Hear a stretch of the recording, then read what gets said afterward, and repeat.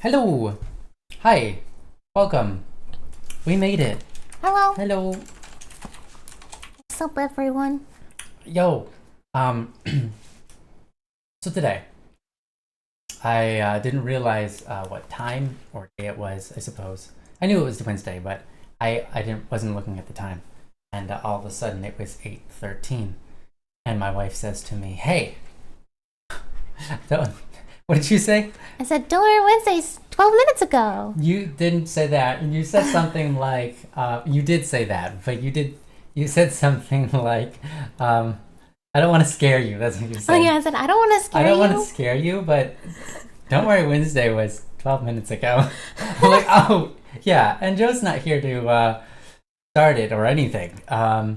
So luckily, also with me here today to continue to be helpful and supportive for this Don't Worry Wednesday is my wife. You can see I have a camera for her. She doesn't actually have a video camera on her computer anyways, but we have her visual creation there for you. So with me is Nyansai. Is that Hello. Yes, my name is Nyansai, and it is really good that you guys can't see me because I just ate a quesadilla and I'm pretty sure it's all over my face. So I feel like there's a quesadilla all over my face. Well, if there is, it's not noticeable. So Okay, that's don't good. worry about it. Yeah, thanks. Here, have this cookie. It'll fix it up. Okay.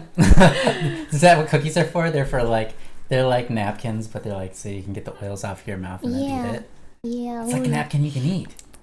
That's brilliant. Love cookies.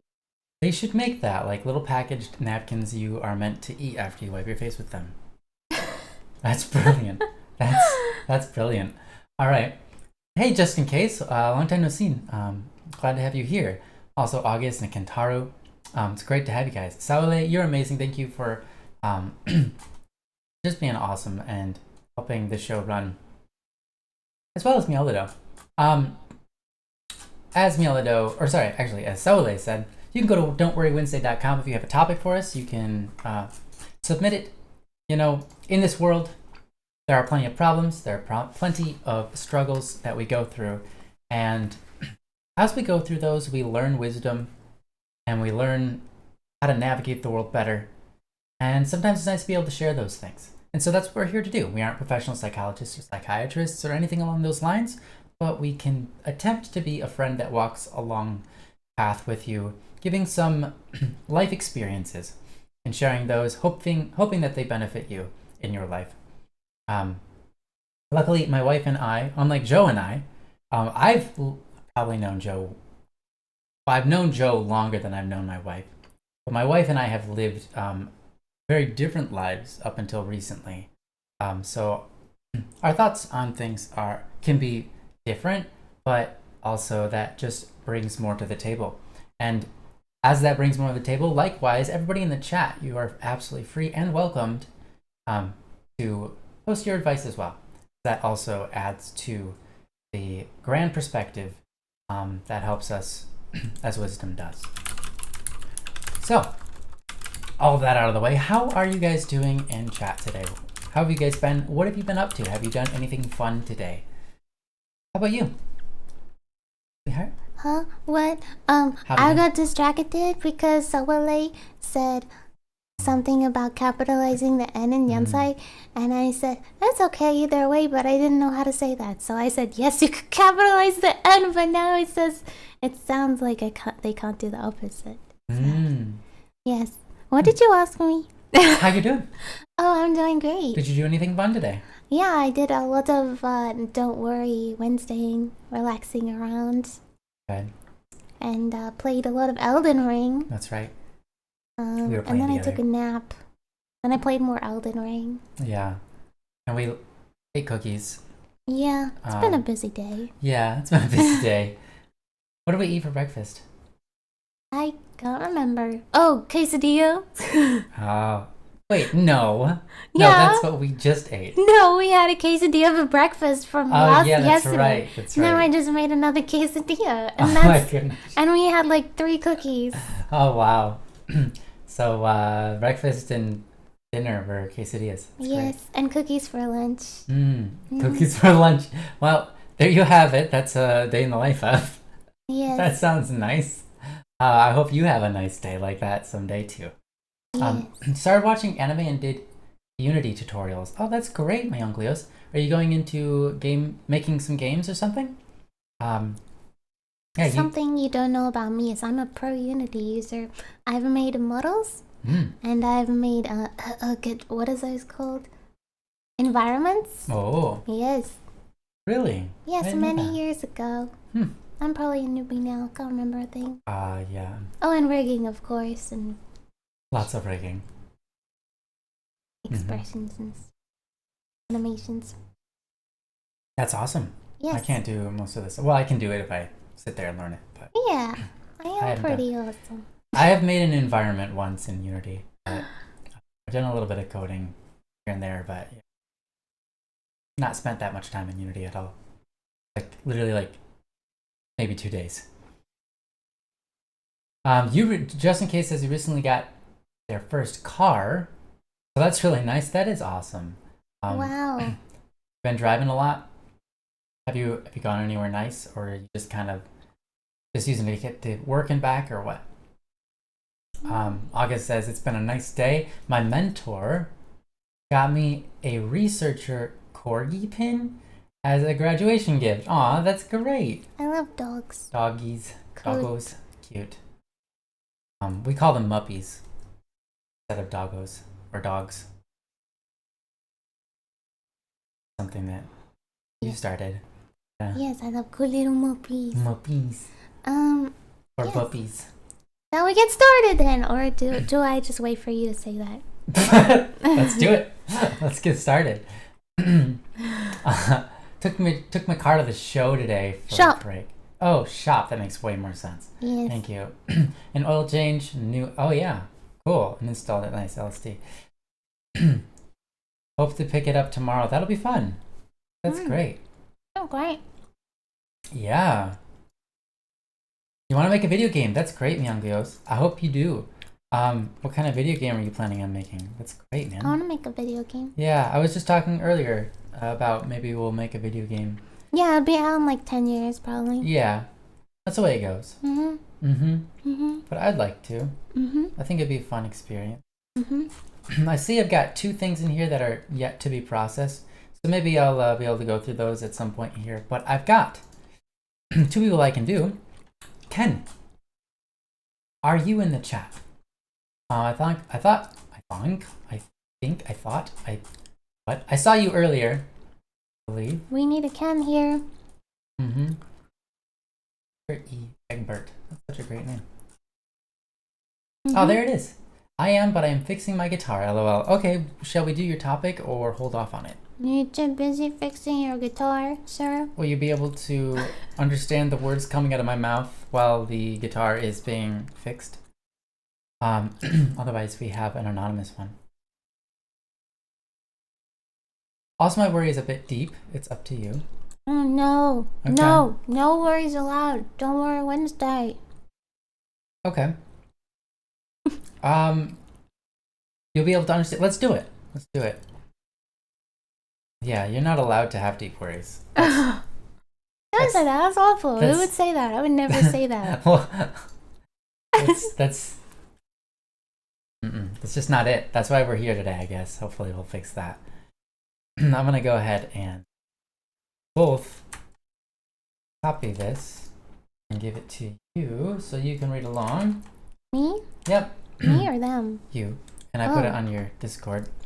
And then also, and then you can kind of look at it as a cheat sheet while you give this one over. Oh man, I can already see that it's gonna be rough and tough because they're from high school and my high school experience as everyone else's probably was awful. Yeah. Probably the worst part of my life. Same. Absolutely same. Worst part of my life was high school. It gets better, if that makes you feel better. I haven't even read it yet. Yeah.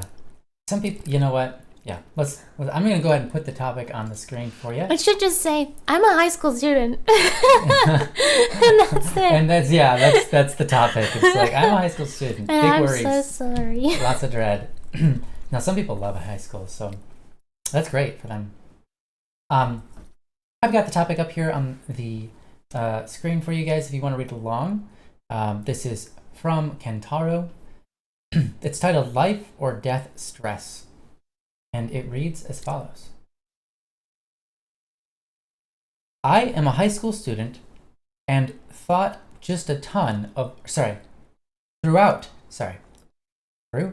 there we go, that's the word. I'm a high school student and through just a ton of life experience, I've had to deal with life or death situations more times than most. Example, I've been in an almost fatal car crash just 4 months ago. Now, it's affecting my way of dealing with stress, where I react like it's life or death. I'm just curious on your thoughts on this and how you would handle it. From Kentaro. All right. Thank you. That's an interesting topic, and I think it's a good one, and it's absolutely valid. It is an interesting situation when you encounter something intense, traumatic, or something that nearly kills you. There have been a couple of times I've been in car crashes, and you can't just get in a car crash and drive the next day like it's normal. You can't get into a car crash and drive the next week like it never happened, right? It's always scary and intense for the next quite a while, especially if you are unable to drive again for not even just physically wounded to not be able to drive, but let's say you don't have a car for a while, and so months go by, and then you don't have a car to drive with, so you're not getting your practice in, and then you finally get to drive again, and it's been like a month or something, and even that is just, it's still on your mind. And the only way it goes away is after you drive enough that you can forget about it. At least that's my experience with car crashes, and I've had a few. Some of them not my own, some of them the fault of things like ice and slush and stuff like that, and things just happen. Sometimes you just spin out of control or whatever, and it's terrifying. So whenever you're nearly dead because of something like that, or you just kind of just get by in literally like a miraculous situation where you don't get hurt or anything, it's always one of those things that well, not always, but it's common for it to be something that's on your mind and something that you think about a lot. And so for you to have stress, and the stress to make you feel like life or death situation is understandable. And yeah, I guess I just want to say that so that you feel like, so that you're not alone here. Like, that's not unheard of, and that's not uncommon. I think it is quite a normal response. Yeah. So thank you for this topic, by the way. So I'm gonna step out of the way for a little bit here, and I'd like to see what Nyansai has to say. Okay, well, I haven't been in a lot of car crashes, just maybe one that I can remember, maybe two. Mm-hmm.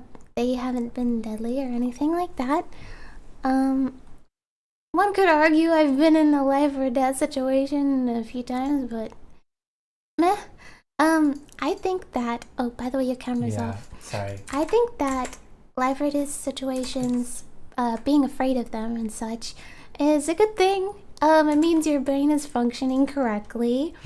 I think it's good that after almost dying, that your brain is like, hey, we should be scared right now of this thing that almost caused us to die before. But fortunately, we live in a pretty safe society. Just all around, we're not constantly being faced by bears and such, and yes, cars are dangerous, and probably across all vehicles. Maybe aside from motorcycles, they cause a lot of injury and such. But most of the time when you're driving, you're probably gonna be fine, right? Or when someone else is driving, when you're in a car, 9 times out of 10, well, probably like 99 times out of 100, you'll be fine. So 99 times out of 1,000. Yeah, well, anyway, you should be fine most of the time. I don't know what to say. I mean, that's my thoughts on it. I think it's good that you're having a bad reaction to it in a way, but at some point your brain will notice that you're not dying every single time you get in a car, or almost dying. But you've got to kind of realize that, if that makes sense, you're not gonna die. How I would handle it, I guess just recognize that I'm not going to die. I mean, it's not a likely chance that I'm going to die every time I get in a car. And I think just the stress alone of you thinking you're gonna die is gonna exacerbate the problem and make it worse. So if you are going into a car every single time thinking you're gonna die, I think that it'll just make your fears even higher. So the important thing is to overcome the fear. Yes. If you don't want to feel that way every time you get into a car. Yes. Yeah. And kind of like you were pointing to, it seems to be now every kind of stressful situation is causing you to feel like it's and you know, it's you bring up an interesting point. If your life, I mean, if you could imagine life being a hunter-gatherer type back in the day, where you do have literal everything around you is like, I mean, you got bears and you've got coyotes and wolves and lions and whatever, right? You're surviving somewhere, and every day is a fight for survival, even if it's just, do I have enough to eat? Do I have enough to drink? And that's an intense situation. And so I think as human beings, perhaps we what's the word? We have a natural sort of reaction mentally to be really focused on the deadly. And stress is deadly, sure, but I don't mean necessarily that. What I was going to say is stress feels similar.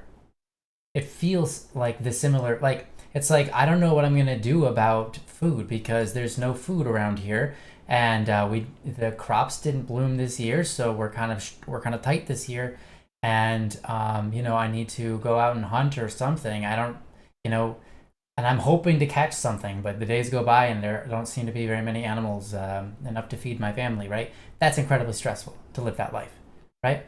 And so I think it's a natural behavior as a human to connect stress with life or death.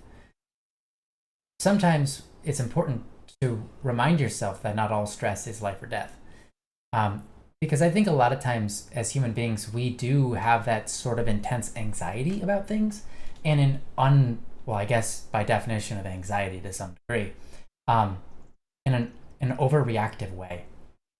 We need to be able to look at things and be like, that's not that big of a deal. Why am I stressed out? It's not that big of a deal. Why do I act like it's life or death? It's not that big of a deal. Literally, if it goes wrong, it's fine. But we have problems, and we live in a world that's more anxious now than ever that we have recorded. Can't say that it is, but people are definitely saying that it is true that we live in a more anxious time than ever. And I think perhaps that's just, we live in a time where there's not the constant need for fighting for survival. So that whole thing, even the smallest little bits of details, can stress us out when it really isn't life or death. Because I don't know, maybe that's why. I don't know. I'm not a psychologist. I haven't studied the field, but it seems to me that a lot of us are anxious, and the way that we can fight that anxiety or fight that stress or that overreaction to life is to face our fears. And that's what Nyansai said, right? To face our fears. And as we face our fears, we encounter them and we recognize they're not as big of a deal as they're out to be. And when we encounter them and we solve them, or even if we don't solve them and the worst possible outcome comes to us, and we recognize, like, I'm still alive, I'm still fine, I'm still able to move on, and it's kind of okay. It's like, even then it feels like you're conquering the fear because you're recognizing that you are overreacting, I suppose. So I would say, and I don't mean to say that that's necessarily what you're doing, Kentaru. I don't know, because all I'm capable of doing is looking at what you're saying, and from what I'm gathering, it seems like when you're stressed out, you're overreacting. And so you're asking us, how do you stop overreacting? And that is hard. How do you tell yourself to just not? And I can tell you that there's a pathway forward, and you're not going to be like this forever. One is getting outside your comfort zone and dealing with the fear, whatever the fear is. Even if that fear is just stress or just having, I don't know, like just encountering the things that stress you out and carrying them through, whatever it is. Or maybe it's a social anxiety, or maybe it's a workload thing and you just have too much work on your hands. Or maybe it's vehicles, whatever it is. I think one way is to encounter those and decide you're going to deal with them. Second one is to conquer other things. And as you get outside your comfort zone, even if you're not dealing with the things that are stressing you out, as you deal with more and more things in your life, as you just gain more experience, and I don't mean that in a way like, oh, you're just not old enough and you haven't had enough experiences yet. I don't mean to say that at all. I just mean, as any human being is faced with more and more things, as more and more different kinds of tasks, it's like the other tasks become less important and less stressful. I know it sounds weird, but like, if you have okay, actually this is a good example. As a child, I move slower, and I can best chalk that up to you haven't had as many experiences yet, and so and you haven't lived as long, so every new experience is like intense and big. It's like, today I jumped on a trampoline for the first time in my life, right? And it's like a big deal. And then you want to jump on the trampoline like every day for the rest of your life, you're convinced.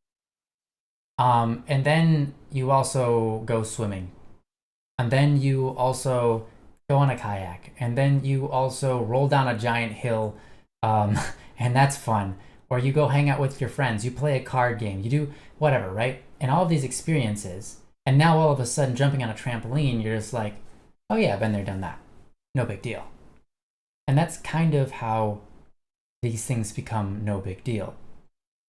It's like, oh, you're at the office and your boss gives you a way too big of a workload. And you're like, oh, no big deal, been there, done that.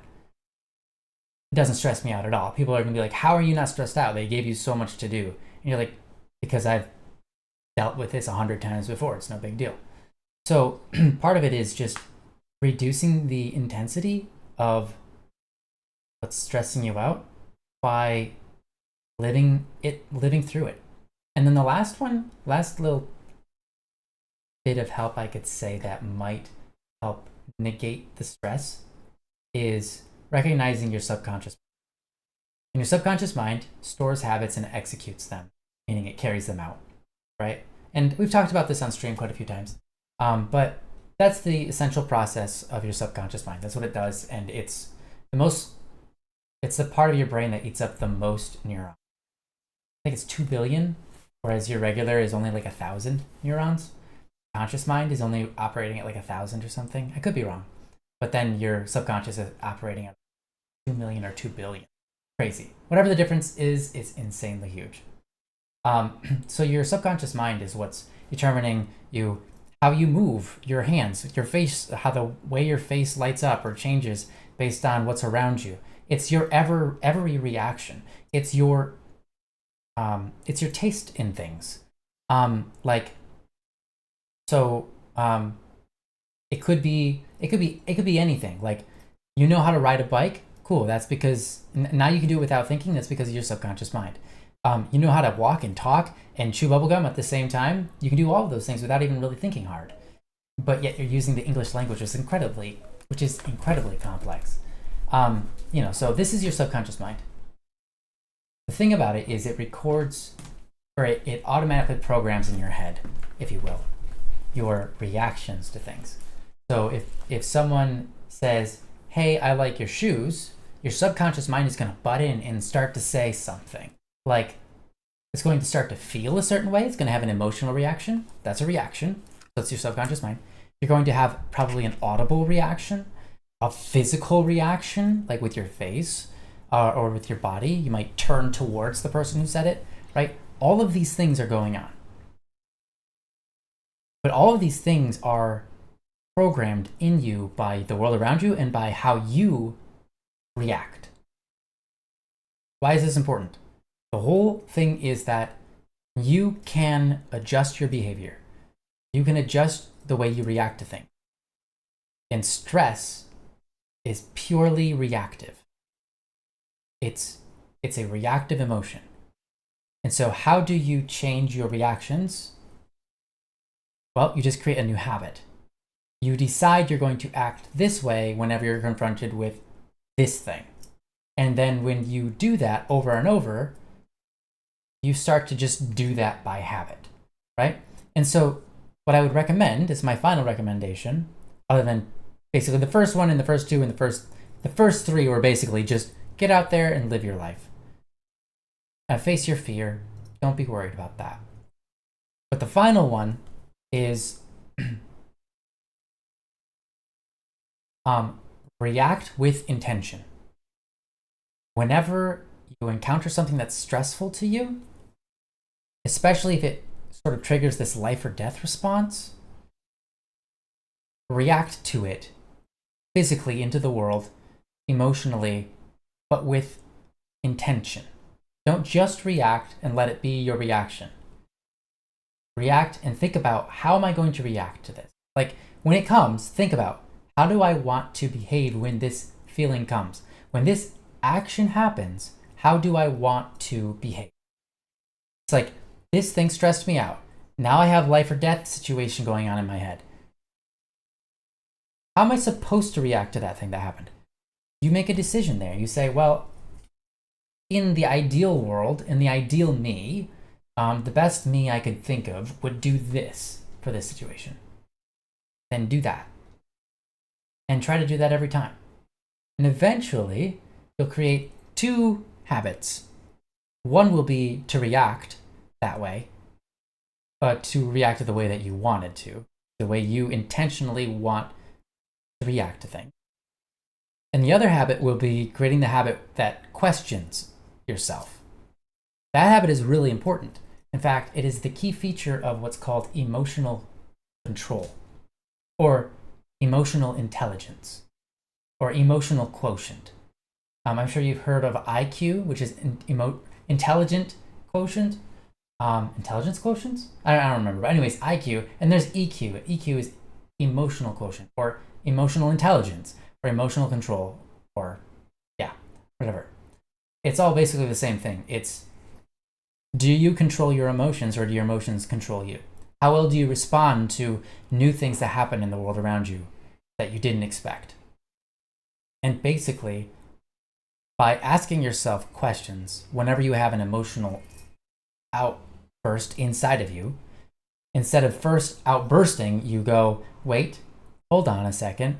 Is this valid emotional response, or is this a bad idea? Should I be giving into this? Is this even like reasonable? Let's talk about it in my head. let's think about it and go, no, that's illogical, or that's not reasonable, that's not helpful, or maybe, yes, that's a beautiful emotion, I'm going to use it. And it can even be with, as Joe would say if he was here, with anger. Maybe anger can be a beautiful emotion if you can use that anger to get a lot of stuff done that's important to do and that this world needs to get done, right? It's not wrong to be angry at a bully for bullying people, right? There's nothing wrong with that. There could be wrong if you burst out into a rage, become violent, and hurt the person really badly, depending on the scenario. But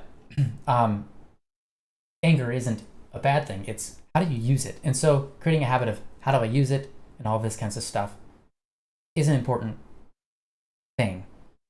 And if you can master that skill, I think you will master this experience you're having right now.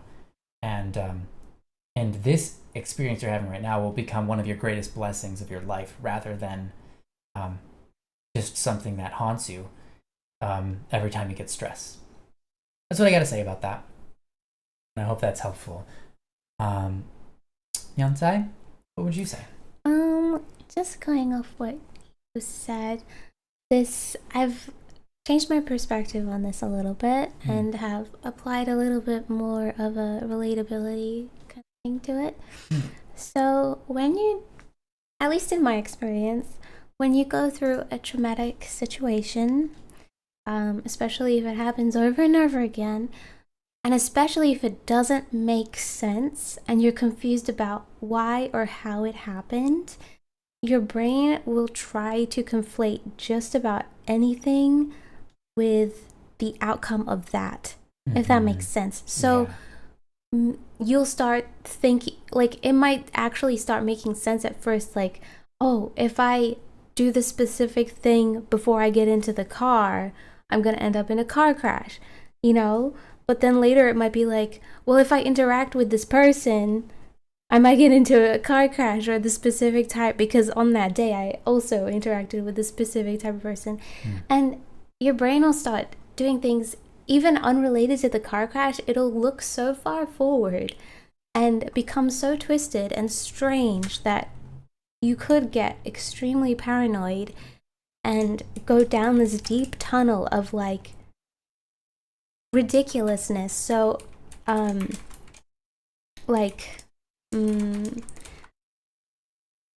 if you let it get out of control, you might start thinking that people are off to you, you know? It's very easy to start getting paranoid about every little thing.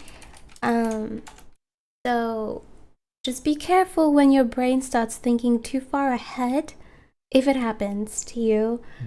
Like, I'm only using interacting with people because I don't know, but yeah, I don't know how to better word it.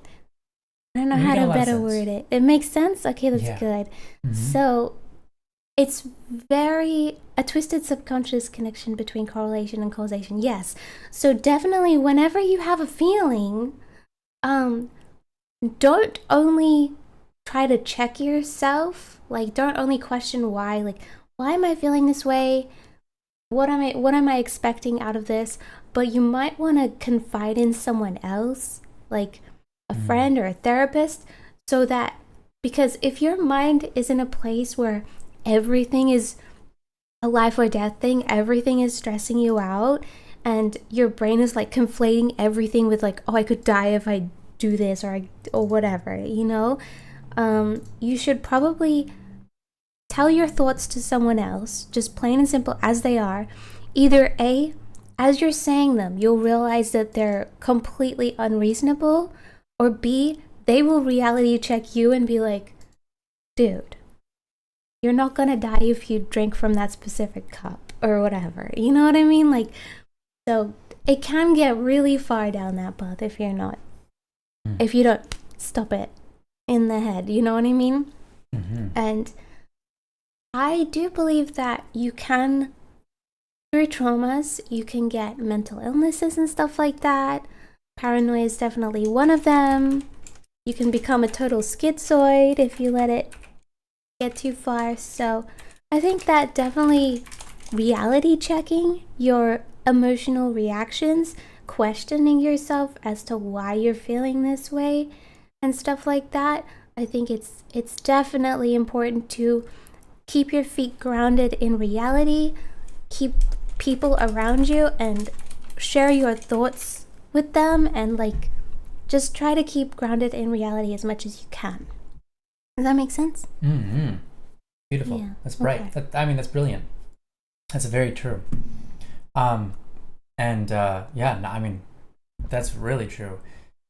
I love that idea. Share your thoughts with the people, because they will help reality check you. Yeah. August Star is just kind of related to it, and I know that a lot of people, a lot of trauma in people's lives is like solved when they go to a therapist, and then the therapist says, hey, you had that traumatic experience when you were 4 years old, and you've lived with this thought. Now, when you were 4 years old, you couldn't possibly calculate everything. You looked at it from a 4-year-old's perspective. So now relive that experience with an adult's perspective and ask yourself, what would I do now? And realize you're not stuck anymore. You're not a 4-year-old anymore. You're not going to be bound in that situation forever, unable to solve it for the rest of your life. And then a lot of times people's trauma kinds of just get solved and goes away because they've had time for another person to help them through, recognizing like, my thoughts then, my thoughts were kind of they were trapping me into reactions and feeling traumatized when I didn't need. So I think, what you said is brilliant and really helpful. At least, I don't know if it's helpful to it depends on the person. to everybody, but it's definitely helpful in this world, because I know for sure there's a lot of people who've experienced that. Any type of negative big blow to your emotions or physical well-being, like a breakup, might send someone to like hate the entire gender for years. Oh yeah. Your brain just wants to protect you. It wants you to stay alive. It wants you to be healthy. So that's why when you have a traumatic experience, you start to fear the thing and start to conflate other things with the thing. And you're just, if you go through a bad breakup, you're going to hate relationships. You're going to hate the gender that you broke up with. You're going to say, I can't trust any of them. And then you're going to start feeling sorry for other people that are in relationships. Like, oh man, I feel bad for you, man. Like, it's great now, but one day it's gonna happen to you. It's gonna break up. It's gonna tear your world apart and stuff. So definitely, recognize the reality that, I don't know, just recognize the reality. Yeah, no, that's absolutely true. Yeah. Well said. Well said. Just know that your brain is trying to protect you. It's trying to keep you alive and give you a positive life experience. It doesn't want you to go through that traumatic stuff again. So that's why it's reacting in such a way. So you just gotta be like, brain, you need to chill out a little bit. Love you lots. Thank you for protecting me, brain. But you don't need to worry about this.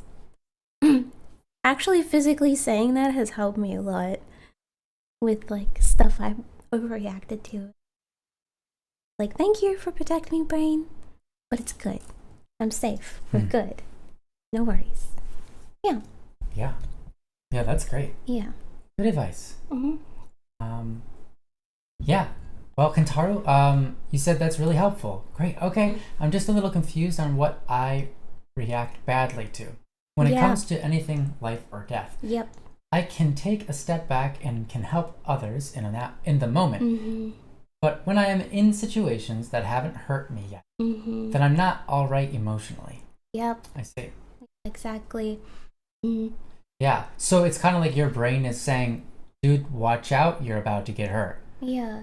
And it's when you're in that moment, it's very difficult to figure out what are you overreacting to and what are you underreacting to. Definitely. That's why it's so important to surround yourself with people and see how they react, and a lot of people, not just one person, Mm-hmm. because one person can be a really bad example, but you definitely need to keep your feet in reality as much as possible, and maybe ask someone, like, if you're confused, just be like, hey, to one of your friends that you know is like very grounded, be like, and very normal, just ask them, hey, this happened, what do you think, how would you react, or like, am I overreacting, or whatever, you know what I mean? I've been in that situation a lot of times in the past. Yeah. And being around normal people who are, I don't know how else to say normal, but like, who are not mentally ill. and I don't mean that in a bad way, because if you're mentally ill and you're with someone mentally ill, it's going to be like, oh yes, this mental illness is normal, you know? So you need to find a really normal person who's like healthy and like a good, and you know that's like, you know, I don't know, and you gotta like look at what they would say or do. Yeah, that's why I think it's okay to construct in your head the ideal person, or you know, the ideal version of yourself, the best version of yourself, and try to aim for that, because it can be something that grounds you at any moment, whether it be making a decision on a moral issue, or where to go from where you're at in your career, or just, hey, this just happened, it was crazy, and it's, you know, I'm stressed, or I'm freaking out, or I have no idea what's going on, I'm confused, or whatever, and you have this, well, how would I react ideally in this situation? And you've thought about it enough times in your head that you can kind of rely on it. And you know, there's also, you could do things like, what would Jesus do, of course, if you don't have someone in your life necessarily that you feel you could trust to guide you in your emotional journey, especially when dealing with things like anxiety. So yeah, anxiety, I mean, like you said, when you're in a situation that hasn't hurt you yet, that's when you're not all right emotionally. And that sounds like anxiety to me. Best thing you can do is not focus on yourself. That's true. Yeah. Yeah, it's a fear. And here's the thing about fear. In this life that you're living with the rest of us, how do I say this? I'm going to say this in a way that's very dramatic, because it is dramatic and it's really important. But most people live their lives in this world. So there was a great philosopher, and if anyone knows who it is, you can put it in the chat, that said that everyone makes every choice of their life, and everyone makes all their decisions because they believe it will make them happy. Every choice they make is because they think it's going to move them towards happiness. And definitely that isn't completely true, and it isn't true for everybody. But I think it's really untrue in our current age, because most people live their entire lives running from fear, running from problems, running from the things that they believe are going to hurt them. It's really unfortunate, but we all live our lives just trying to avoid pain. That's probably the best way I could say it. Most of us live our entire lives trying to avoid pain. That's it. I'm not like that's the only thing we do. We chase after things that we want to have happen, you know, things like that. But meanwhile, while we're chasing after our dreams, while we're chasing after maybe, like, you know, Mianglios wants to make a video game, for example, and you have to deal with people, or maybe it's your career, or maybe it's just cooking a dinner or whatever. While you're doing everything, constantly on your mind is, how can I do this in the way that is the least painful. Some people that might be the way that requires the least amount of energy. But it could be anything, right? And so what's the problem with that? Well, the problem is that's just living a life of fear. And then all of a sudden, if you keep on living that life, you'll have so many boundaries you can't live. You can't make free choices because all your choices are already kind of made up for you. You already have your little cage you can act in. And that's the life of mediocrity. Like everybody, also another quote, everyone lives a life of mediocrity. Light says, life is a matter of choices, and every choice you make makes you. John C. Maxwell. Maxwell's amazing. And I that wasn't the quote I was thinking of, but that's a lovely quote. Yeah. So I guess the only thing I wanted to say, Ken, is don't worry about the fears. I mean, obviously your brain's trying to protect you, as Nyansai said. And of course it is. But when it comes to anxiety, when it comes to things that you look at and it's like, I don't want to do that because it looks painful, or that looks painful, or I haven't gotten the pain yet, but I'm sure it's coming. I don't know what to do. And you're just kind of not emotionally okay. Just take that moment and recognize it's okay to get hurt sometimes. It's okay to experience pain. It's okay. And the more you realize that it's okay, the more you become okay with experiencing a little pain, the more free you are to grow from the pain, the more free you are to make choices in your life and not be haunted by every possible painful scenario around you and not be trapped in a little cage, right? And so I would say, and of course it's a little bit cliche of me because, and Joe knows this, but it's okay to struggle. It's okay to suffer. There is no true sacrifice without suffering. There is no love without suffering. There isn't. And I'm not that love will always bring about suffering. But you cannot prove how deeply you love something until you show like you're willing to suffer for it. But if there's no option to suffer, there's never an ability to suffer as a human being, no one could ever really question our love. No one could ever prove their love when it comes time to do so, right? You can't really put yourself on the line and say, I'll take whatever's coming, for the sake of this person. Whatever comes, and you know that pain is real, you felt it before, and you decide to anyways, that's love, right? When you decide you're going to make that sacrifice. And I'm not even talking about that's something that's life or death, but it could be, right? It could be. It's rare, but it could be. And most likely it's not. But it can be something as minimally painful as, well, I don't want to do the dishes because I don't like it, because it's boring and I have to waste my time and I want to do other things with my time. And you go, you know what?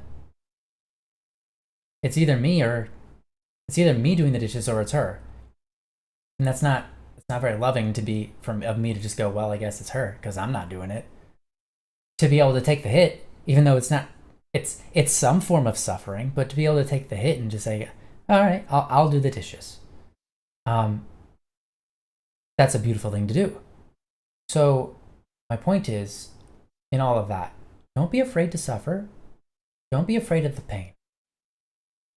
Recognize that in this life, even if you try to take every navigation to run from pain, you're going to experience pain in your life. Even if you try your best to route everything and say, I'm going to avoid all these routes, even if it's constantly on your mind, oh, this could cause me pain, I better not do that. This will cause me pain, I better not do that. Eventually you'll end up in just constant pain, constant depression, constant you'll look at your life and you'll just be like, this is pain. I'm living in pain. And it's like, yeah, Why? Because pain is the flip side of the coin of value, of something really, really valuable. And what is that valuable thing? It is you and your life that you're meant to go live. Pain is the cost, right? Everything that's valuable has a cost, right? Everything, it's like you go to a store, you want to buy something, the more costly it is, should be, the more valuable it is, right? It's like, do you want like a, I don't know, like a $100 washing machine that you are pretty sure is going to break the first time you're going to use it? Or are you going to get the $1,000 washing machine that you know is going to make your life nice and easy? There's a big difference in value there, and your life is that way too. And pain is the cost of things sometimes. Sometimes suffering is the cost of showing your love. Suffering could be the cost of recognizing that your heart is incredibly valuable, and there are things in this world that are worth doing, that they're valuable doing. So pain can be the showcase of worth, of worthiness, of value, and what makes you worthy, what makes you valuable. And so don't be afraid of the pain. When you are looking in the face of death, looking in the face of pain, looking in the face of sorrow, looking in the face of anything like that, be afraid. Recognize that that is a showcase in some way, something important, of something valuable, something worth your effort. And so if you can go through life with that sentiment, you will rid yourself of all anxiety, and you will do things worth doing. You will dare to go the places where others don't. And you will do the things that others find amazing and encouraging and inspiring, and you will change the world, and more people will come along with you and say, I want to be like that person, and you'll inspire them. And that's doable. It's entirely doable. And you can be that person, and it's not that strange for you to be that person, because you're like, oh, little old me, how could I ever be? It's like, you are that worthy, you are that valuable, you are that important. You just have to decide to be that kind of person, and that's not that hard. It's just a little bit of getting your brain around, you know what? There are things worth doing. And if something is telling me that this is scary, and I know it's not, something is telling me don't do this because it might stress you out, you might experience pain, but you know that it's probably a good thing, then whatever's telling you that is not really on your side. Probably better to push those demons out of the way and do the good that you want to do with your life. Do you have anything you want to add to that? Obviously, we spent quite a lot of time. But yeah. So I do want to add that if you are not grounded in the right way, you're going to take what he said and you're going to do something that you think is really great, really awesome, and you're going to go through so much pain and suffering and awfulness, and it'll be totally not worth it. Not worth it. I mean, I've been through that, obviously. I have, in the past, I thought I was doing something really awesome, really good, and I thought this was the only way to do the thing that I wanted to do, and I suffered tremendously, but pushed through it because I just thought it'd be worth it in the end, and that's, it's totally good, but I was not grounded in the right place, so it was essentially just a big poo-poo mess, and I eventually completely quit. I gave up the thing because it wasn't worth it, and I could have done it in a different way, in a better way, in a non-suffering way, but I just wasn't in the right frame of mind. So I agree with that with an air of caution, and also the fact that you're confused on how to react to things and such, and yeah, I would for me, what helped me in a time of confusion, and definitely pay attention to things that confuse you, because if you feel confused, that means something isn't right, at least either in reality or the way your mind looks at something. You know what I mean? So it's something you need to work on, and definitely quiz people, find the normal people, ask them, and also you might want to start talking to yourself a little bit. Maybe like try journaling, like, hey, I have this problem, like blah, like I'm feeling upset, and then you could reply to yourself, about what's troubling you, my good friend. And then you could reply back, well, I'm having this issue, blah blah blah blah, because you said that you can help other people when they're suffering, but you can't help yourself. So it's a problem of not being able to separate yourself with your experience and knowledge and wisdom and stuff like that. When things happen to you, you're blinded.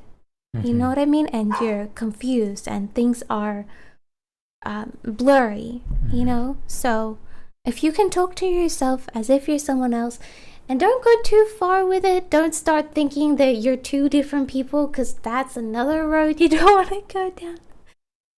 Just be very aware, very, like, keep yourself in reality. That's all. If you have yourself in reality and you don't feel confused and you feel so sure, things and more life experience, things will go better for you. But you are in high school, so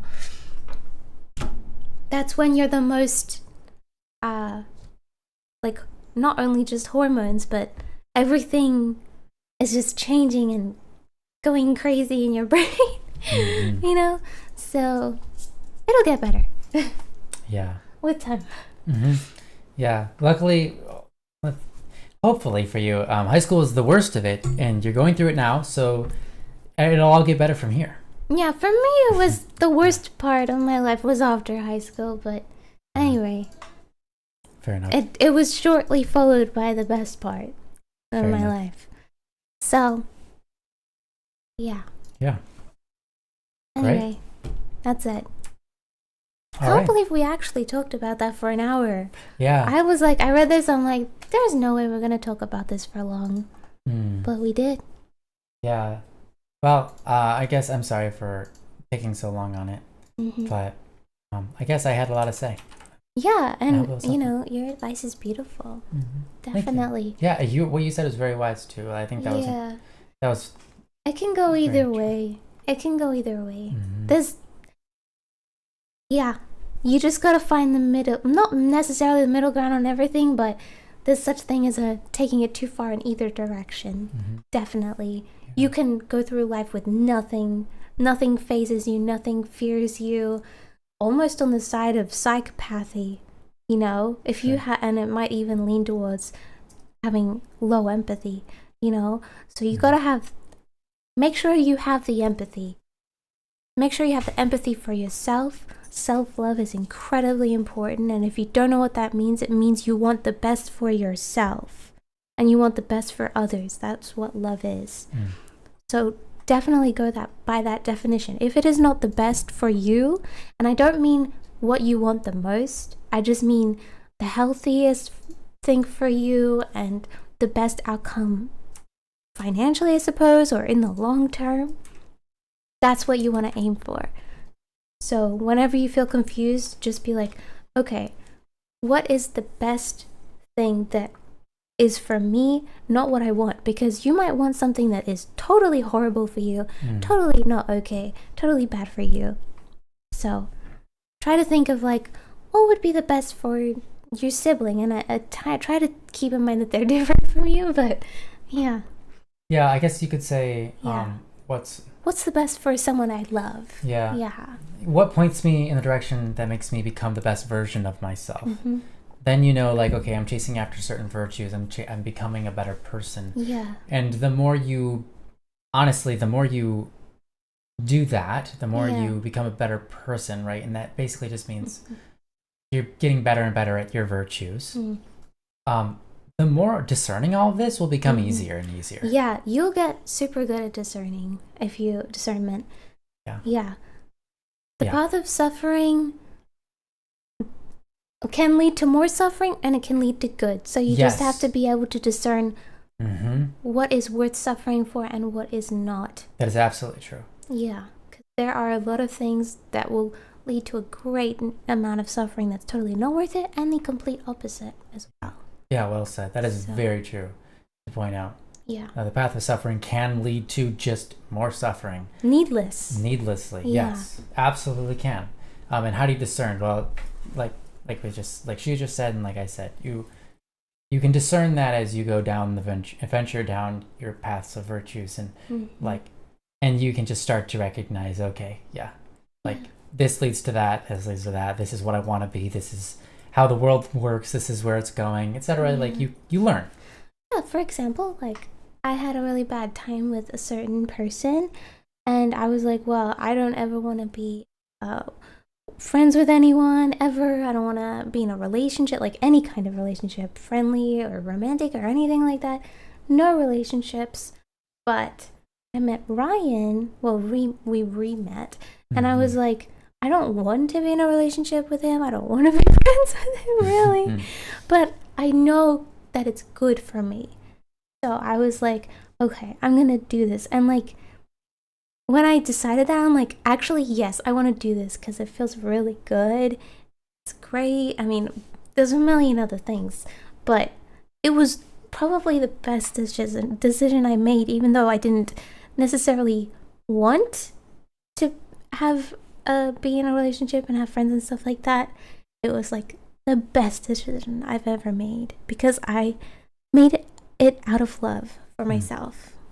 There you go.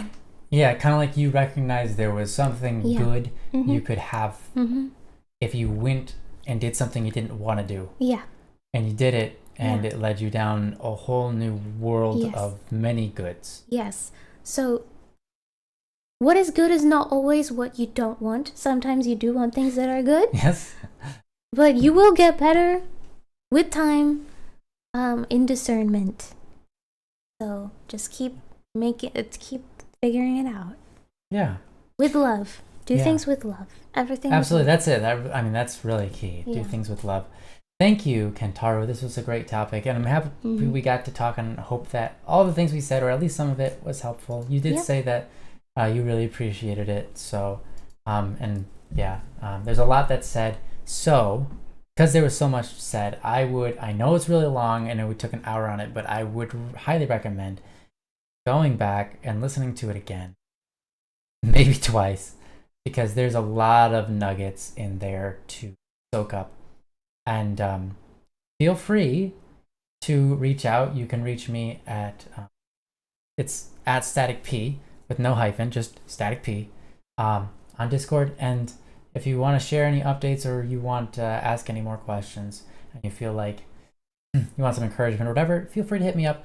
But at this point, I think you've got what it takes, and it seems like you've been encouraged, so I'm really grateful for that. And I also think, like you said, you have no problem necessarily helping others when they're in need, but when it comes to you, it's kind of like, well, I don't know what to do, because now I'm the one in trouble. I'm not an outside perspective. Now I'm blind, and I can't solve my own things that I don't know. If I knew how to solve it, I wouldn't be here, right? Type of stuff. And that's okay to be there. But it seems to me that if you're already in the spirit of helping people, that's a really good place to be at. And I think it means that you could probably also help yourself and figure it out. Yeah. If you want to go to therapy, I recommend it. If you're lucky, you'll get a good therapist. I went to therapy one time, and it completely changed my worldview. It was crazy.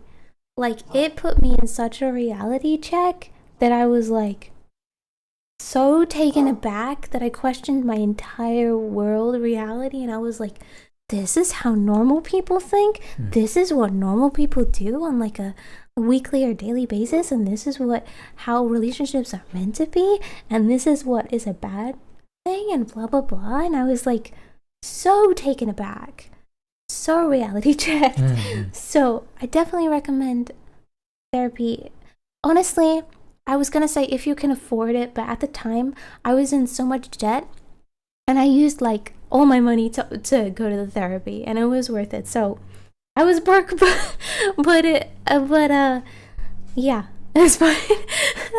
Yeah. It was worth it. Yeah, it was worth it. Yeah, it really was. That's amazing, though. Yeah. Anyway. Therapy isn't financially good for me. I was totally not financially ready for therapy, but I was losing my mind, so I'm glad I did it. I'm glad you did it too. Yeah. Yeah. Very much. But you plan to soon. That's great, Kentar. I hope that you can find a way to do that, whether it seems feasible or not. I hope you can find a way. I really hope you find a good therapist, because I've heard so many horror stories, but there's so many good stories as well. That's true. I've heard both. So good luck. Yep. Yeah, best of wishes to you. Thank you so much once again, and we wish you the very best. Thank you, Saole, for saying that. We're not therapists, by the way. Please, we are not therapists. Or please go to don'tworrywednesday.com. If you have a topic for us, feel free to submit it. We're gonna move on to our next topic now. Thank you, Manatharan, as well. You've been super active in the chat, as well as Kauai. You guys are really great, and I really appreciate it. And of course, Light and the rest of you, because now I have to say everybody, just in case you did great too. I really like what you had to say as well. So, thank you. Let's move on to the next topic. Is that all right? Yeah. Great. I'm going to go ahead and post that to you right here, so you can feel free to read along. This one's a bit of an interesting one. Comes from an anonymous, and I have no idea how to deal with this one. This is the first time receiving one quite like this. So if anybody wants to help, that'd be greatly appreciated. I'm going to put this in the chat for you guys to read, so you can maybe give your thoughts on it as well. But I'm going to first come over here and read the topic. This is from Anonymous. It's titled Awakening to a New World, and it reads as follows. Do you believe that every time you wake up from sleep, everything and everyone around you becomes different from what you know? So I'm going to take this from a different perspective maybe than what they're saying, but sometimes, yes, definitely. I will have these dreams that are so amazingly world built. I will live a long time in it, and then I'll wake up and be like, where am I? What is this world? I'm like, oh, this is reality. Wait, no, the dream was like reality. Wait, is this reality? Am I in the real world? What's my dream world? The real world? I'll have that sometimes. Or I'll something will happen in a dream and I'll just remember it.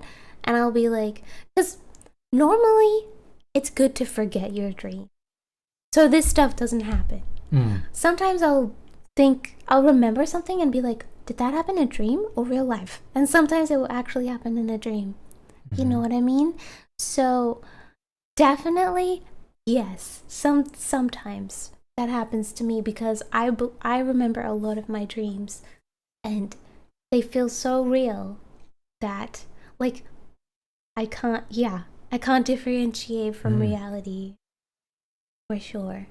Wow, that's an incredibly, if you will, creative mind. Yes, because remember that morning I woke up, I'm like, the only thing that that keeps us together is my memory of you. Yeah. I was like, how horrifying is that? If I just had my memory gone, our relationship will be non-existent. Totally, it will be who are you? You know what I mean? So it's when you go to sleep, are you just being teleported to another world in a kind of way, and you're just forgetting everyone?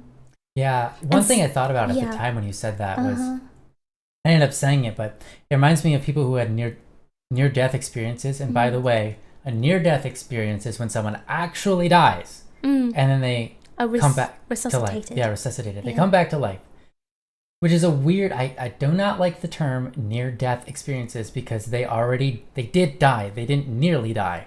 They did, and then they came back to life. Their heart stopped, their brain function stopped, everything stopped in their body, and then they came back, right? So they died and came back, not nearly dead. But I guess near death is near permanent death, I guess. So anyways, what I was going to say was, it reminds me of those people because a lot of them report that after they die, they suddenly remember, and not just remember, but just know all the things that they did in their life. And it's not just a memory thing, because they also know of things about the people around them that would be impossible to know. Things around them in the world that would be impossible to know. It's like, so it makes me think, like, let's say it's like, if, like you said, if I were to, if I lost all memory of you, we would be strangers. It's like, yeah, but there is that thing, like when you die, he would remember you again. It's like you would know that we were not strangers. You would know that there was a real experience in history, factual history that happened between us, that we are not strangers, you know? And so the reality is still true, and you might rediscover the reality even if it's only in death. But it's like, the truth is the truth regardless of your memory or not. So it happened. And that's kind of cool. Yeah. Yeah. I also have dreams where I go to the same world multiple times, but not the same dream. You know what I mean? It's not like the same thing happens again. It's like I'm going back to the same old world as I went to before. And I'm like, I recognize the people in it or whatever. I'm like, wow, I'm here again. Yeah. But do I believe that every time I wake up from sleep that everyone and everything around you becomes different from? I don't think so. I think reality is reality, and it's important to hold on to reality, as I've said before. I mean, it's okay to be spiritual and stuff like that, and question, you know, the universe or whatever. But I think that straying too far down that path, again, might lead to mental disorders and such. And it's just not handy to have a mental disorder. I just genuinely mean that. Quote that. I just mean that. Like, it's so easy to get a mental disorder going down, you know, these. And it's okay to question things. I think it's great. I think it's also important to stay grounded and stuff. And, you know, I don't know. I think that, I mean, there's this thing Ryan and I have that's like, this thing that happens in reality where we, the world goes black for a second when we both blink at the same time. Guys, okay. Have you ever just been walking outside or in your room or in your house and the lights go, everything goes black for a second, but you also kind of blink at the same time? So you're like, wait, did I blink or did everything go black? The answer is everything actually went black for everyone. Everyone. Yeah. So we're trying to solve that problem. We're like, is there a time skip in the universe where the lights and like the sun goes out, like everything goes black? Well, you said at the same time. You said you also blink at the same time, but you don't always blink. Yeah, sometimes you like half blink. Like you feel like you blinked just because everything went black, but you don't feel the sensation, the sensation is your eyes were open and everything went black. And you guys will have no idea what we're talking about. But if you experience it, then you'll be like, oh my gosh, this is what they were talking about. It happens. It's a real thing. Yeah, growing up, it always happened to me, where every once in a while, just the whole room would flash black. Yes, and it was like, even when there's no lights, it's like, oh, the lights are flickering. And we looked it up on like, Reddit or something, and people's responses are just like, yeah, it's just the lights flickering. That happens in houses. And it's like, I mean, it literally happened when I was outside. The sun flickers? I don't think so. And if the sun is flickering, how come we haven't been talking about that? Yeah. I don't know. I think we all think that we all experience these little things in our brain, and we just dismiss it. And then like we ask the person next to us, hey, did the sun just go out? They'll be like, oh my gosh, yes, at the same exact time. Explain that. And there's also this thing called like when two people lose their minds at the same time. I forget what that's called, but there's like so many things. Like, I don't know, our brains are all connected or so. I have no idea. Our brains are crazy. Yeah. I have no idea. Anyone. Wow. Anyway, you Meow, you said I'm tempted to speak up on this topic, but I feel like it'd be better if I didn't. And I also don't really feel up to saying much, I think. Yeah. All right, fair enough, Meow the Dome. Yeah. You don't have to say anything, but we do value everything you do say. I genuinely wonder if anyone else knows about this in the world. It's blood pressure, maybe. Our blood pressure is the same at the same time. Yeah. But as far as the topic goes, I don't think everything becomes different from what I know. I think there's most things from what I know stay the same. Like, well, you can gain a different perspective, I suppose. It's like I put my phone next to me on my nightstand. When I wake up in the morning, will it be different from what I know? As in, the phone won't be there, the nightstand won't be there, the house won't be there. It's like, well, every time I wake up, everything's in the same place, except for other human beings and the things they interacted with. So, at least you'd hope so. Yeah, for me, I think, unless I'm misunderstanding the topic, different from what I know, no, I think that they're all the same as. Generally, my knowledge stays the same, and they are the same as my knowledge beforehand. Do they become different in some way? Yeah, as time moves on, the chemicals break down, structures change, and decay over great periods of time. Technically, the objects are different. Air has passed by them. The electrons have moved around. Like, yeah, I mean, everything is different but do I know the place of the electrons when I went to bed? No, so I can't even say that they become different from what I know, since I don't know in the first place. So it's hard for me to agree with the question or understand it, because it's very far outside of what I understand, I guess. I like how Kawaii is so whatever. Oh, okay. Is trying to make a logic out of this, but can you get that at the same time with another person? We need more people. Remember that time it happened on the plane? We should have just asked everyone if it happened. Yeah. To them. Yeah. I was so tempted. I was like, did the world go black for everyone on this plane right now? Please tell me. I need to know. I should have asked. Should have just asked. Yeah. Yeah. Because like sometimes.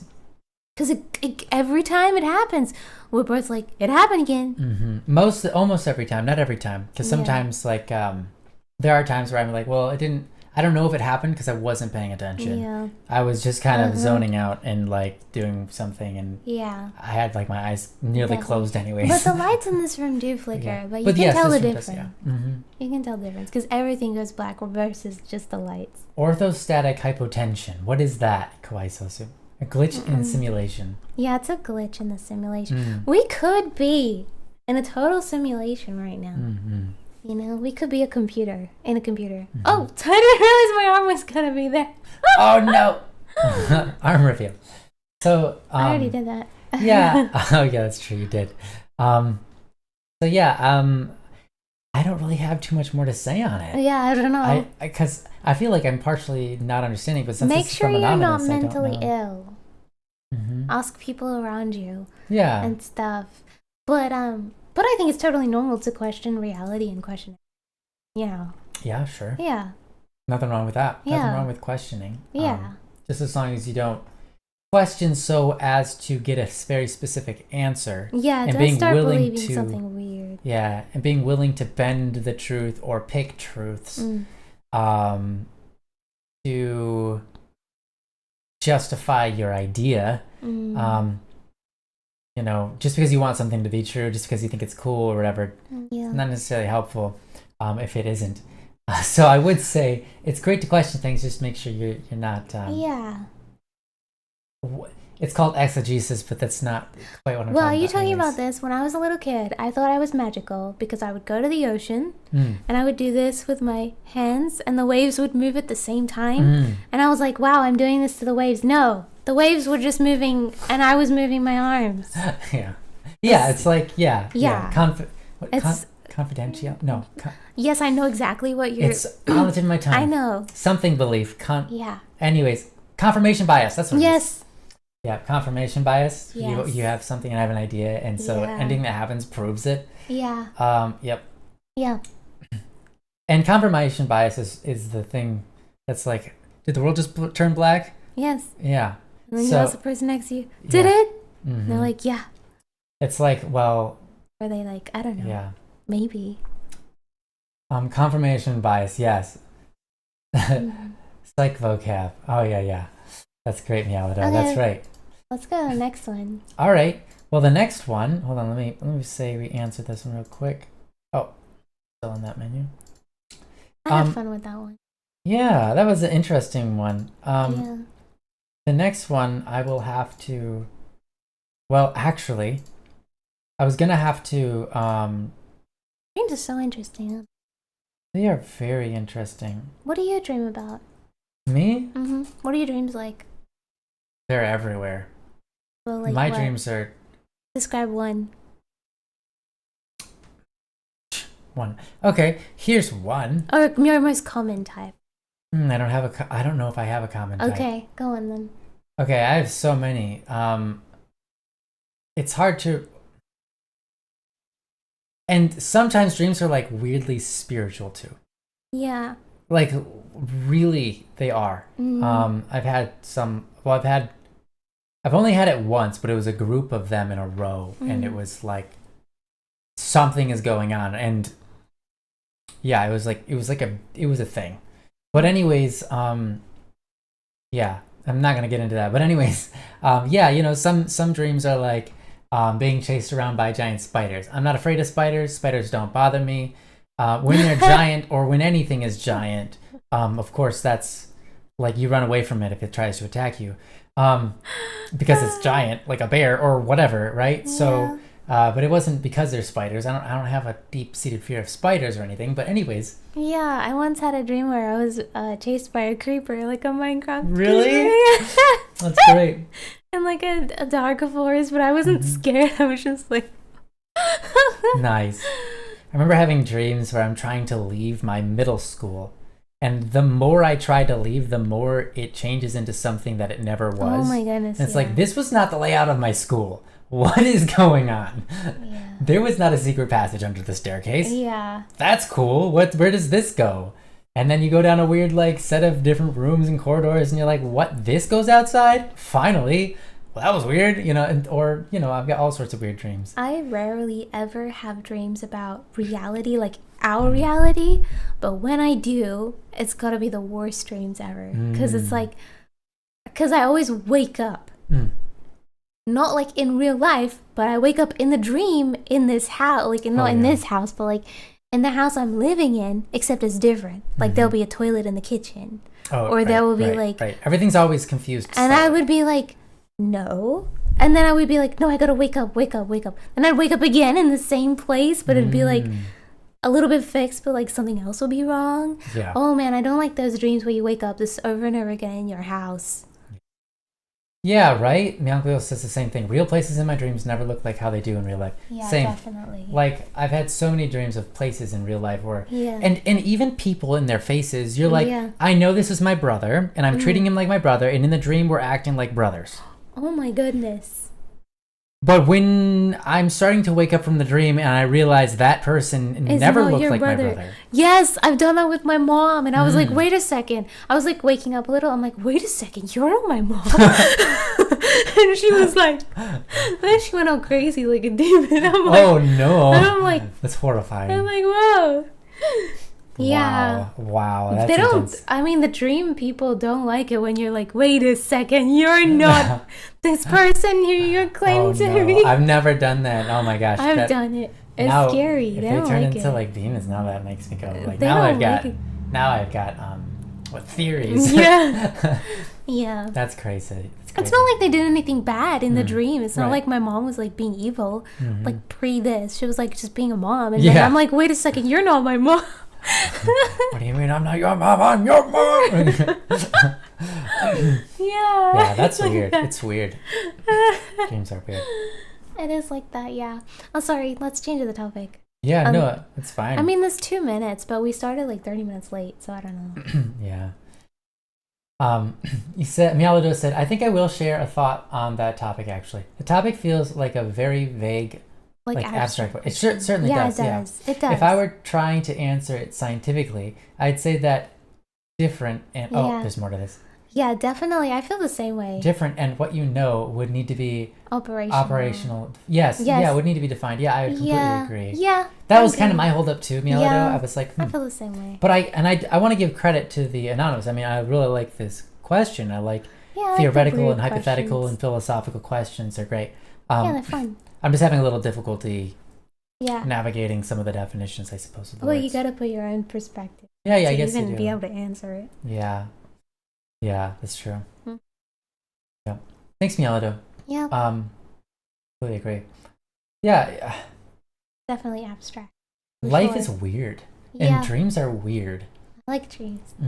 I like them. Yeah. They're weird though. Oh, sometimes I don't like them though.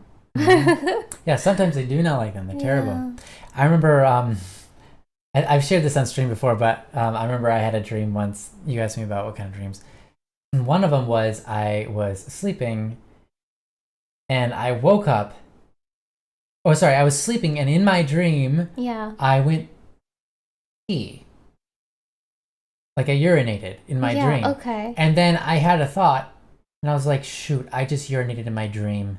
Oh no. I might have just urinated in real life, because I remember I did that one time when I was like a little kid. Wow. And I was like, oh my gosh. And I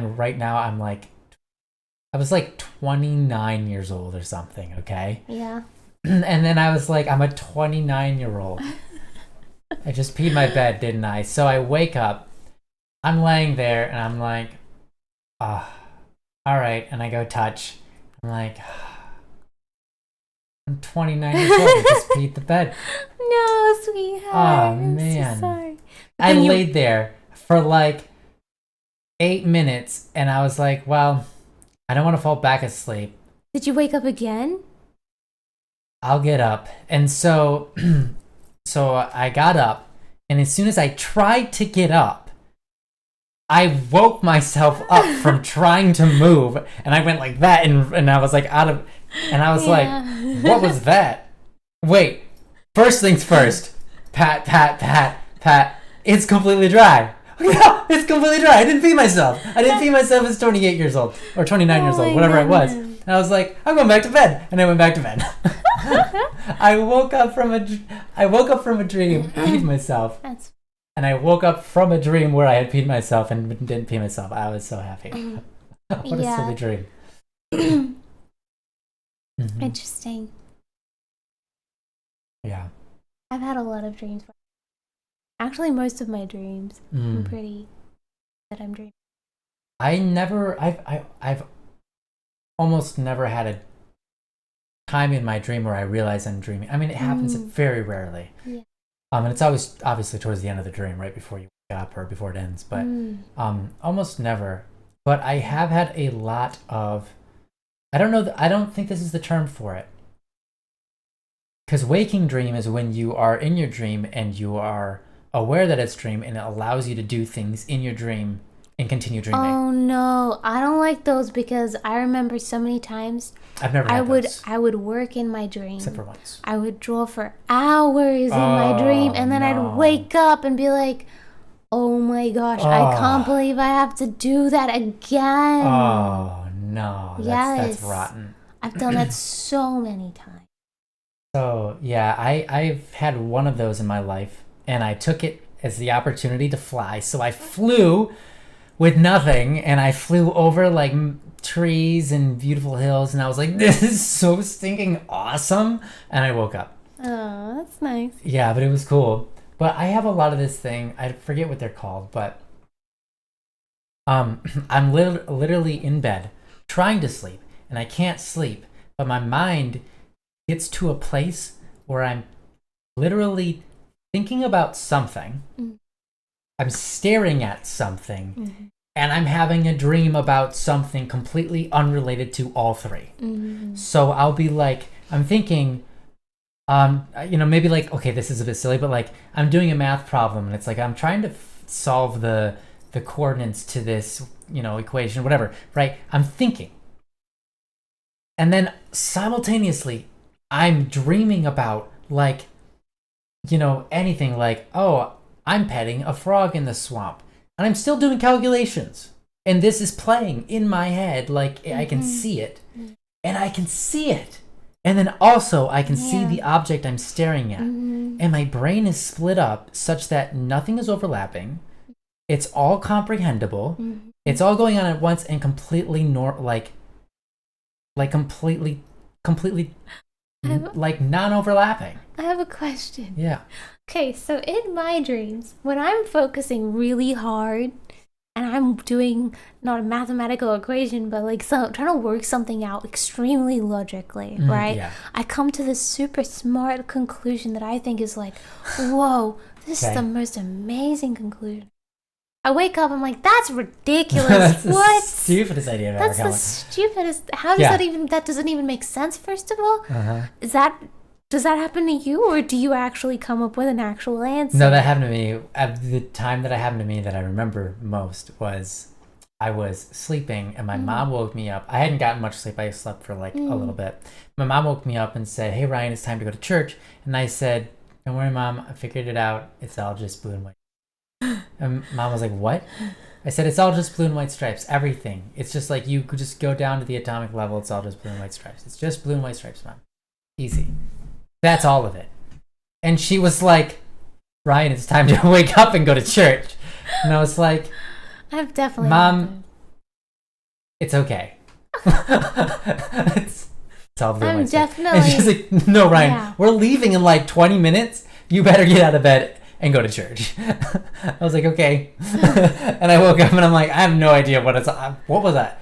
I was absolutely wrong. So yeah, if I get woken up while I'm doing something in my dream, no matter what it is, I will think it's the most important thing, life or death, important thing in the whole entire world that I need to do. And I will stay in bed for hours doing this thing, like painting the walls purple in my dream. And anyone try to wake me up, it'll be like, "Stop, I'm painting the walls purple, I'm almost done. Stop it. I'll do it in a minute. Yeah. I'm painting them purple." And then I'll wake up and be like, "What? What? That is pointless. There's no reason to do that." That's great. And I would like work so hard in my dreams. I feel bad for you for working so hard in your dreams. Yeah, I'd wake up and be like, Yalado says, "Flying in your dreams is your favorite. It's your favorite power."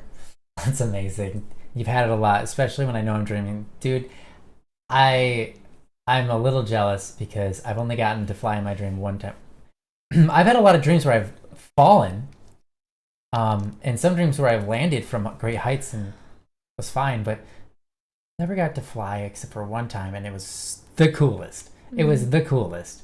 And I wish it would happen more. But then again, then it wouldn't be necessarily as fun. But for you, if you said it happens a lot and it's still your favorite power, then yeah, it probably would still be cool. A little bit more. Yeah. Yeah. Thank you, Saule. You are right. It is basically 10 p.m. I say. Hey, Zay. Hey. Just popping by real quick. That's great. Thank you for popping by. What do you say we close the show down? I say yes, but first of all, if you guys ever blink in the future and you're not sure if you blinked or if the world went black for like half a second, yeah, message me on Discord. Discord. Message us on Discord. Message us immediately. Immediately. So you're not going to know what I'm talking about right now, but when it happens, you're going to be like, "Oh, this is the thing they're talking about." Yeah. Do it. Message us, and then we'll be like, we'll tell you if it happens to us too. Yes. We'll keep our eyes open. Yeah, or closed. Open. We'll keep it open. I want to know if everyone on that plane blinked at the same time. I have to know. Well, it's weird because how can everyone on Earth blink at the same time and not notice? It is really fast. We do blink quick, but yeah. Well, you wouldn't be able to see the other person blink. Yeah, but it's like thing is, the sensation of blinking is completely different than like when everything turns dark for like just a millisecond. Yeah. Well, like, maybe it's like maybe we're not blinking. It just it feels like we're blinking because everything goes black. Yeah, exactly. There are times where maybe we just feel our eyes dilate or something. If you go into like if you're in a pitch black room, let's say like when you're sleeping or whatever, and you open up your eyes, you feel the sensation of opening your eyes, but you're also like your brain tells you like your eyes are still open. So like if you go into a really dark room, you pull the blanket over your head, you've got your eyes closed, and you open up your eyes. Your brain is like, my brain is like I'm unsure if my eyes are open or closed right now. I remember I feel like I opened them, but they also at the same time feel like they're still shut because I cannot see. So it is an interesting thing. Anyway, see you guys. Yeah, have a great time. Bye. Bye. We'll do a little bit better of a shutdown. It's a good one. Did it start? Oh, no, it didn't. Is it started yet? Is it started? Nope. It's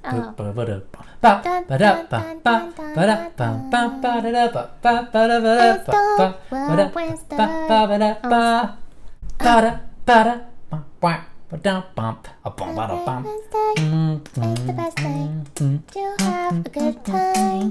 Don't worry, Wednesday. See you again next week. All right, perfect. Now you guys got the outro song twice. Bye bye, guys. See you next week. Yes, goodbye, everyone. Love it's you okay all. to let go sometimes. Yeah. You're all beautiful and amazing, and we wish you a wonderful rest of your week. All the best and much love. Do things with love. Bye. Yeah. Do things with love. Yes. Bye now. Peace. Bye. Bye.